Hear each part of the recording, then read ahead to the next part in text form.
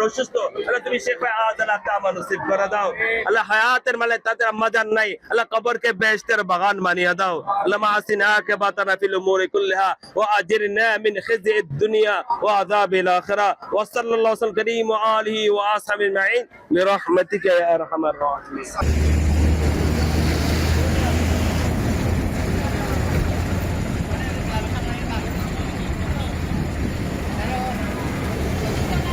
প্রিয় দর্শক শ্রোতা, গত 18 এপ্রিল 2026 রোজ শনিবার বাটিয়ারি বানুবাজার সংলগ্ন চৌধুরী কনভেনশন হলে আবদুল্লাহ আল আসমি ও ফারাহ মেহনাজ মাহিনের শুভ বিবাহ অনুষ্ঠান অত্যন্ত জাঁকজমকপূর্ণভাবে অনুষ্ঠিত হয়।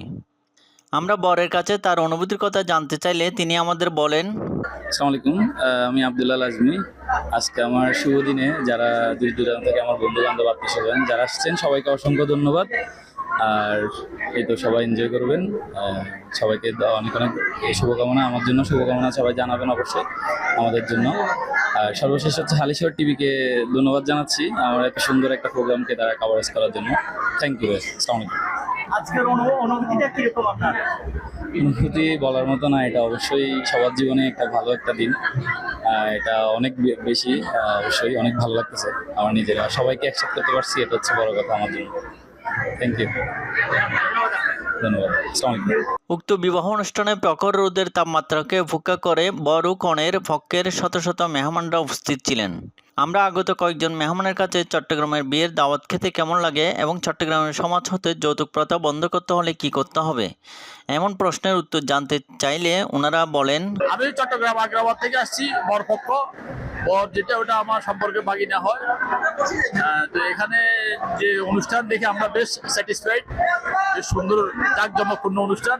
চট্টগ্রাম বিয়ে আমাদের মতো খুব মানে খুব অত্যাধুনিক, অন্য অন্য জেলা থেকে আমাদের বিয়েটা খুব মেজান হিসাবে, মানে বিয়েতে আপ্যায়ন বেশি, খুব আপ্যায়ন বেশি আমাদের চট্টগ্রামের বাসীদের।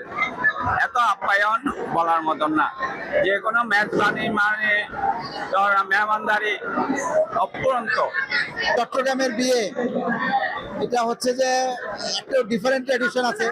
চট্টগ্রামে যেহেতু থাকি, চট্টগ্রামের বিয়ে খাবো মানে এটা একটু আলাদাভাবে মূল্যায়ন করতে হবে আর কি। হ্যাঁ, আর চট্টগ্রামের বিয়ের খাওয়ার ইয়াটা অহরহ হয় এবং বিয়ের কালচারটা মানে একটা রেগুলার প্র্যাকটিস আর কি। আমি যেটা বলবো, চট্টগ্রামের বিয়ের মধ্যে যেমন একটু ইয়া হয় আর কি, ভিড়টা বেশি হয়, ক্রাউডিটা বেশি হয়, ঠিক আছে। ওরা প্রচুর লোকজনকে দাওয়াত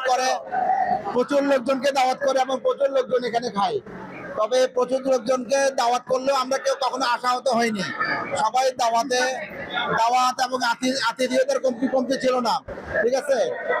আর বিয়ের প্রোগ্রামে খাওয়া দাওয়ার মধ্যে যেরকম কমন রেগুলার প্র্যাকটিস যেটা, সে সবই আছে খাওয়ার মধ্যে। এবং চট্টগ্রামের বিয়েটা আমি এনজয় করি, মিস করি না কখনো। চট্টগ্রামের কোনো বন্ধুর পরিবারের কারো দাওয়াত হলে আমি কিন্তু সাথে সাথে ওখানে চলে যাই, ঠিক আছে। আর সবচেয়ে খাওয়ার চেয়ে বড় উদ্দেশ্য হচ্ছে যে গেট টুগেদার।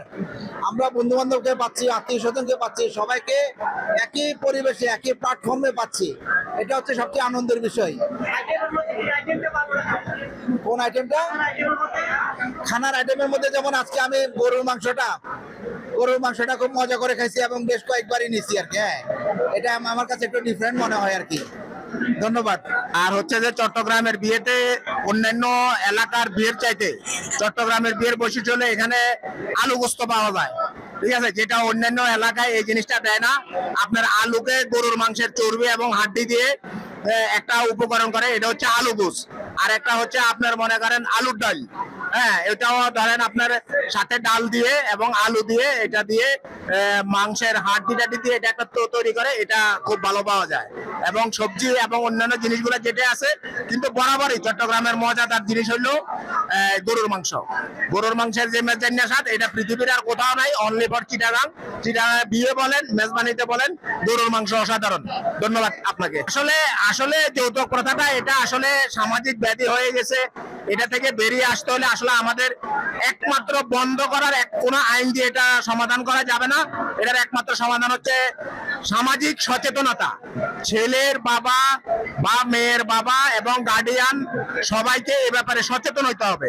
আসলে এটা একটা মহামারী আকার ধারণ করেছে এবং এটা আসলে শরীয়ত সম্মত না, বিধিবিধান সম্মত না, এবং এটা সবার জন্য আসলে খুবই কষ্টকর একটা বিষয়। এবং আমরা মনে করি যে আমরা ভবিষ্যতে আমরা যখন আমাদের ছেলে মেয়েদেরকে বিয়ে দিব, ইনশাল্লাহ আমরা যৌতুকবিহীন বিয়ে দিব, এটা ইনশাল্লাহ আমরা আশা রাখি। এবং আমরা বন্ধু বান্ধব যারা আছি আমরা সেটাই কমিটমেন্ট করেছি যে আসলে এই যে একটা বিয়ে, মনে করেন আপনার মেয়ের বাবা 1800-2000 লোক খাওয়াচ্ছে, ওর কিন্তু অনেক কষ্ট হচ্ছে। হ্যাঁ, এটা তার জন্য একটা বিশাল একটা বার্ডেন হচ্ছে।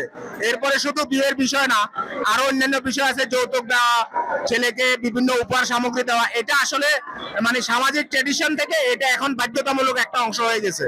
তো আমি মনে করি আসলে এটা একটা সামাজিক সচেতনতা আসা উচিত এবং প্রত্যেককে এই ব্যাপারে সচেতন থাকা উচিত।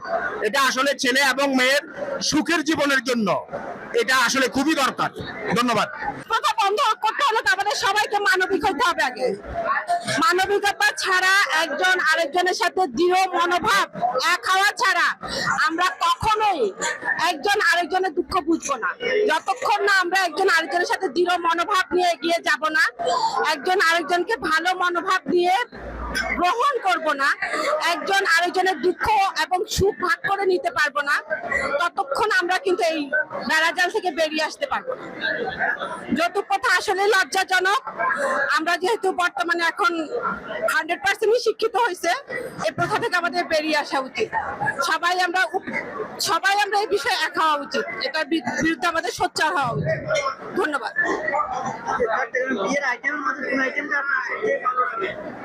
কোন আইটেমটা আমার কাছে ভালো লাগছে? গরুর মাংসটা ভালো লাগছে। হ্যাঁ, গরুটা ভালো লাগছে। ভুনাটা ভালো লাগছে। ভুনাটা ঝাল ঝাল যেটা, সেটাই ভালো লাগছে। কথা আসলে এটা একটা খারাপ জিনিস। যৌতুক কথা বন্ধ করতে হলে বরপক্ষ এবং কর্ণপক্ষ ও উভয় পক্ষকেই একটু উদার হতে হবে এবং সামাজিক সচেতনতা সৃষ্টি করতে হবে। যৌতুক কথা অবশ্যই বন্ধ হওয়া উচিত। ধন্যবাদ। যৌতুক প্রথা বন্ধ করতে হলে মানুষ সচেতন হইতে হবে, শিক্ষিত হইতে হবে, শিক্ষার প্রয়োজন। তারপর এটা সামাজিকভাবে বা গ্রামে গ্রামে যৌথভাবে সভা করতে হবে, সাধারণ মানুষকে বুঝাইতে হবে, যারা অশিক্ষিত মানুষ তাদেরকে বিশেষ করে বুঝাইতে হবে যে যৌতুক প্রথা এই যে ভালো না। প্রিয় দর্শক শ্রোতা, দেখতে দেখতে আমরা অনুষ্ঠানের শেষ প্রান্তে চলে এসেছি। আমাদের প্রচারকৃত অনুষ্ঠানটি আপনাদের কেমন লেগেছে তা অবশ্যই আমাদের কমেন্ট করে জানাবেন। Mohammad Delwar Hossain, Halishahar TV channel.